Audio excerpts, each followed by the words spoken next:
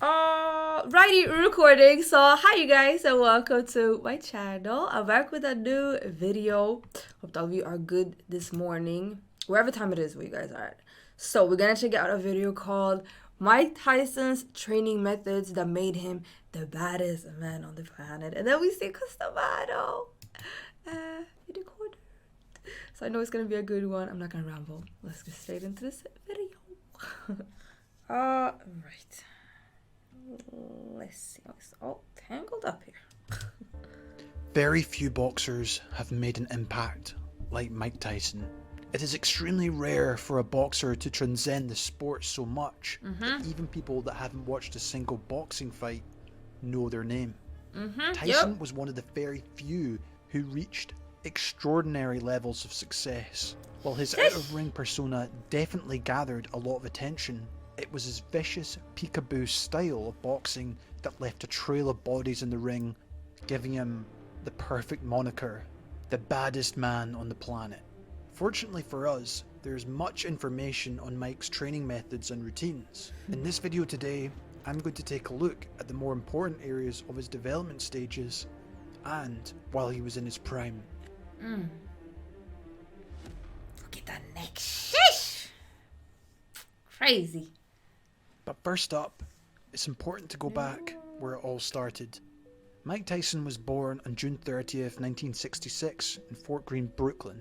He had very troubled years, just like many of his peers, living only with his mother in a crime-ridden neighborhood. By the time he was 13, Tyson had been arrested 38 times for petty crimes and was sent to a juvenile detention center. It is here Mike would find boxing through one of the counselors, a former boxer himself, Bobby Stewart.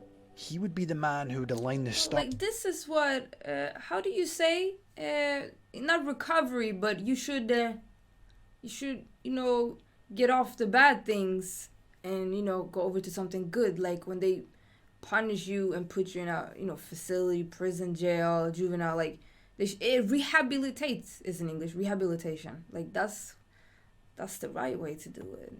They don't really do that a lot, unfortunately, from what I've seen. They don't rehabilitate you. Sometimes they get worse. Bars and arranged the fateful meeting between a young Mike Tyson and the man that would completely change his life to help him become world champion, Customado. It would take 7 years since the meeting for Mike to become the youngest heavyweight champion at 20 years old. That was a right to the body and an uppercut to the head, and Burbick is down. And we have a new era in boxing. Throughout his entire life, Customado was around fighters, training, coaching, and observing them. He opened his first gym at the age of 22, and it was his lifelong dream and mission to find a rough diamond that he could shape into the world's best fighter. He had the formula for the perfect fighter. I got goosebumps. All that he needed was a final ingredient. I wanted him to, see Mike, be with him long. And after a lifetime of effort, fate met him with Mike Tyson. It has been stated so many times now how important the teachings of Cus were for Mike. He didn't let me box. He would just talk to me for like 2 or 3 weeks about fighting and the psychology of fighting. Oh, I'm about to cry. And what fighting was truly about. Fighting wasn't nothing physical. It was all spiritual. And he was saying, if you don't have the spiritual warrior in you, you'll never be a good fighter. I don't care how big or strong you are. And he explained that to me. It's not so the technical or the physical aspects, but more his... Because the matter always say, height don't matter, besides any of that, like... philosophy and mindset that Cus instilled in his fighters. For him, one of the most important aspects of a boxer was his character, and bringing out that character in fighters was his main task. Cus was a great psychologist, looking for a way inside his boxer's He was a mind character too. from where he could instill the necessary knowledge and mindset to become champion. He taught Mike the mental control over his psyche that gave him the unwavering confidence. And one way of doing this, to get into Mike's subconscious, was through hypnotism. And you know what else Customado used to do with me? He used to take me to a hypnotist. He was a hypnotist as well. Yeah, really? I didn't know the this. hypnotist motion. You relax, you go under, you totally focus on blackness, nothingness. Right. You go under and just being the savage, intelligent animal. Just working. You're gonna do this. You're gonna be a ferocious animal. You're gonna fight, put both hands to the body. You'll use your jab. You're gonna do this in ferocious fashion. And they seeked all that in me as I was younger. And you were like 12, 13 years old? Yeah. Wow. So they're putting Wow. you under and just teaching you that mindset. Yeah. Whoa. Did he give you any advice on how to shut it off? No. For many people, Oh, this is wow. what made Mike Tyson special. Not that his physical attributes and boxing style were not impressive, but it was his mentality perhaps that played the biggest role in his enormous success when he was coming through the ranks. There is no denying though that Cuss had so much belief in Mike Tyson, and all he wanted to see was him to become champion. Cus D'Amato was obviously instrumental in creating Iron Mike Tyson, but he was not the only trainer that worked with Tyson even before his death in 1985. There was the likes of Teddy Atlas, who trained Mike in his amateur years before they had a fallout in 1982. That role was then handed over to Kevin Rooney, who oversaw the second part of Tyson's amateur career and then for his first 35 professional fights. Another prominent trainer Mike worked with was Rich Gigetti, who prepared Mike for a few fights also in the 90s. All of them helped Tyson amass his incredible accolades and his devastation in the ring. But now, let's go into the actual training of Iron Mike. This part of the video will mainly focus on the prime period of Mike Tyson and as he was coming up through the ranks, and how he was truly the unbeatable baddest man on the planet. Luckily, there's a lot of detailed information and videos on how Mike trained under Kevin Rooney during his first championship reign. Many people also believe that if Mike hadn't left Rooney in 1988, he could have very well remained undefeated. As you might imagine, Tyson's training was insanely intense, and this was another aspect that set him apart from his foes. Cardio. We have to start with his cardio because without the gas in the tank, even the most powerful car won't move an inch. Mike Tyson's genetics made him explosive, powerful beyond measure. On the rare occasions when opponents managed to survive the initial rounds, it became clear that Tyson was so explosive and did not fare so well in the endurance department. But this did not mean that Mike did not train extensively in his cardio. For example, no boxer in the previous generations neglected running. Even to need this the day, stamina. so neither did Mike Tyson. Each morning, or might I say late at night, he started with a 3 to 5 mile run. Tyson rose at around 4 AM for his jog. It's not that this was mandatory, but this is yet another one of those small things that he felt gave him a psychological edge over his opposition. Where he would also add in 10 interval sprints of high intensity, much like the way he fought. Another mandatory aspect of every boxer's training. I love jogging. To me, jogging is like free therapy. It makes you forget about everything. It's definitely my kind of therapy. Good for panic attacks, anxiety, all of that. Just a little run. It's my favorite thing in the world. It makes me relax. Is jump rope. Mike Just used jog the jump outside. rope as another way to demonstrate his I otherworldly really like gym. explosiveness, I don't go doing to the lightning fast double and triple unders while squatting halfway through to the ground. Boxing training. The peekaboo style. Peekaboo. Tyson fought with a very specific and not very common style called a peekaboo.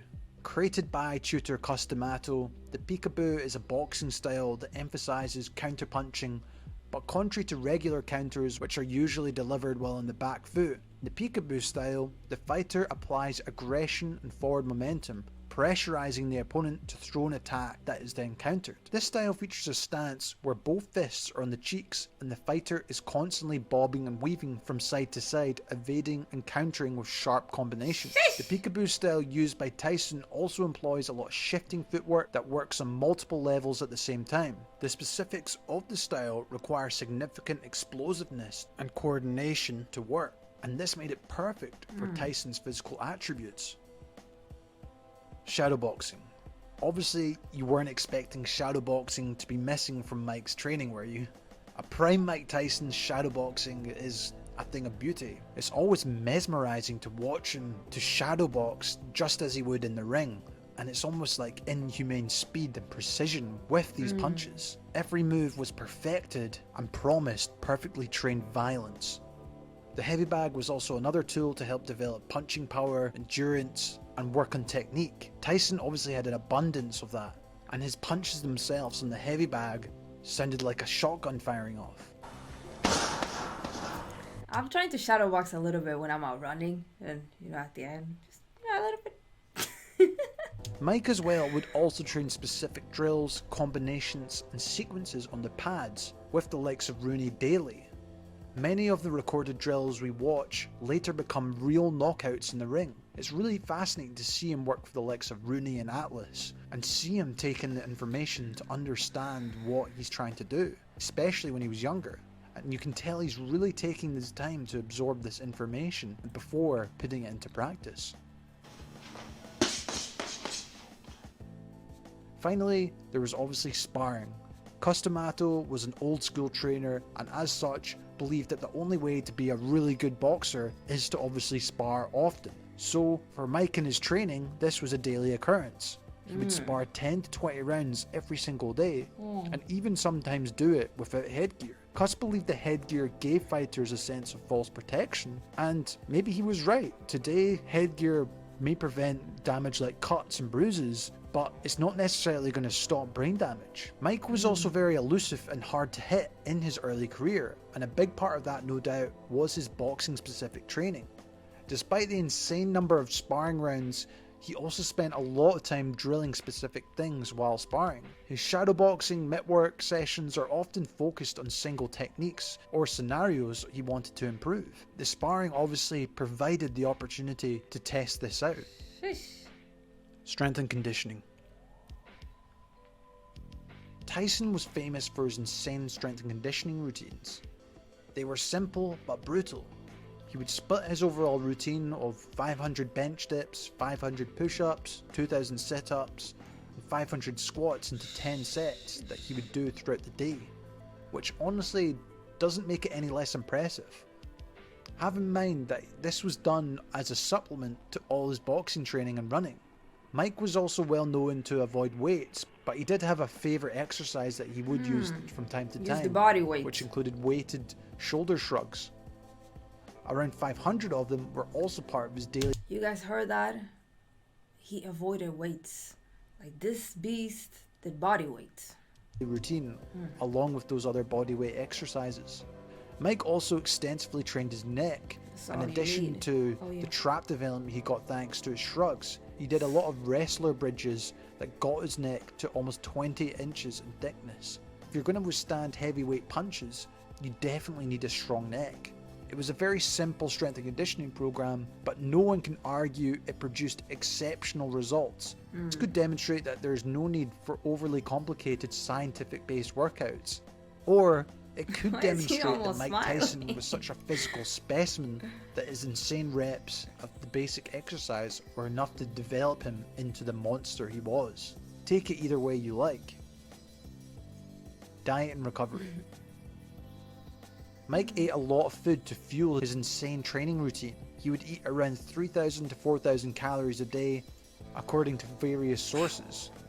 Another thing Customato was ahead of his time despite his age was his nutrition knowledge. Cus developed a diet plan all the way back in the 60s, and he put Mike on it as well. He ate a lot of oats, milk, chicken, rice, protein shakes, and drank vitamin C rich orange juice. He also occasionally ate pasta to refill his carbohydrate needs, which refueled him for his intense workouts. While Mike was adamant around his diet during his training in his championship reign, however, he was not so disciplined with his food from time to time and would regularly eat his favourite cereal or ice cream. As Mike also couldn't always be training all the time, Cus would make Mike Tyson watch and study fighters from the past. This in a way no doubt helped Mike be able to pick up on different styles and techniques, which he could obviously use himself or prepare to defend against when he was in the ring. When I was 12 years old, I was saying I spent a great deal of time with Customato, and at his house there's a vast variety of fight history, and I made it my business to find out everything I can about these fighters And I figured if I'm going to enter a game, I should know everything about it from the beginning to the end. Personally, as someone who runs a YouTube channel, I think this is a crucial area to do nowadays, especially with the amount of fights you can get online and analysis videos which you can find on my channel. And that's the great thing about the sweet science. You can never stop learning. And that is something no doubt Mike and Cuss knew was the case. The later years. Tyson's reign of terror over the heavyweight divisions would fall at the hands of Buster Douglas and would become one of the biggest upset in the history of boxing. He quickly rebounded and scored several more impressive wins before he was sent to prison nearly 3 years later. After he got out, he returned to the ring, but he never had that same untouchable aura about him. Nevertheless, he did win world championships back again in 1996. Becoming just one of few men to reclaim the heavyweight crown. Mike fought up until 2005, but in his later years, he was just a shadow of his former champion self, I must admit. However, 15 years later, Mike decided to come back in the ring against fellow boxing legend Roy Jones Jr., with the two meeting in November 2020 in an 8-round exhibition fight. The fight did not produce the fireworks many expected, but it was very clear Tyson took the preparation seriously. We were treated with a lot of video material from the Jones fight camp, where Tyson, despite being 54 years old, had gotten in fantastic shape. We can only guess the exact training regime he went under, but I'm certain it was not the level, obviously, of his championship years. Still, old Mike Tyson still looked very much like Iron Mike, and looked every bit as impressive in his training. It clearly never truly all goes away. It's only natural to want to know how world-class fighters train, and luckily for us, in the age of the internet, a lot of information is readily available, so we can study it and watch videos and use everything that suits us. Most of us know that Mike Tyson did not become one of the most dominating heavyweights in championship history, but this was his formula, and it wouldn't be very likely for others to have the same level of success if they were to replicate this training, in my opinion. But it's always fun to dissect the routines of the true greats and take elements of it into your own training. Nothing in his physical training was truly special or that different. It was just insane amounts of boxing and specific training and countless sets of push-ups and sit-ups. What set Mike Tyson apart and made him the most feared boxer on the planet was his unwavering resolve, character, I mean, it just stuck with me. He said that he's not the best heavyweight. Like, Mike, to me, is like, he's my favorite boxer. But he's one of the best boxer ever. Business developed by his mentor That is just what he is, Add to that the peekaboo style, which seemed like a match made in heaven for Tyson's genetics and body, and you get a boxer that will remain one of the greatest and most memorable heavyweight champions of all time. Let me know in the comments below what you thought of Mike Tyson's training regime. Do you think we'll see another heavyweight champion similar to him? I'll leave you with this last clip. It was a of different Mike getting time. asked about Cuss. This has been Jamie from Boxing Life. Thanks so much for watching, and I'll see you in the next one.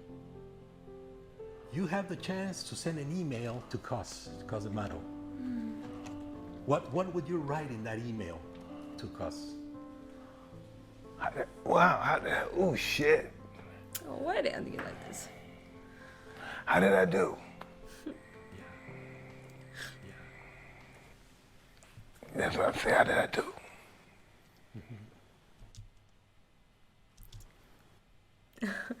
Oh, why are they ending it like this? Oh, I'm sorry, I'm a crybaby, you guys. Oh, this was... I should have just let it be paused earlier. I didn't know that it was gonna be this emotional. You would definitely be proud. How about you guys? That was emotional at the end. I think it ended up great looking at his career, and he came out of it, you know, alive, healthy, and he can enjoy his life today.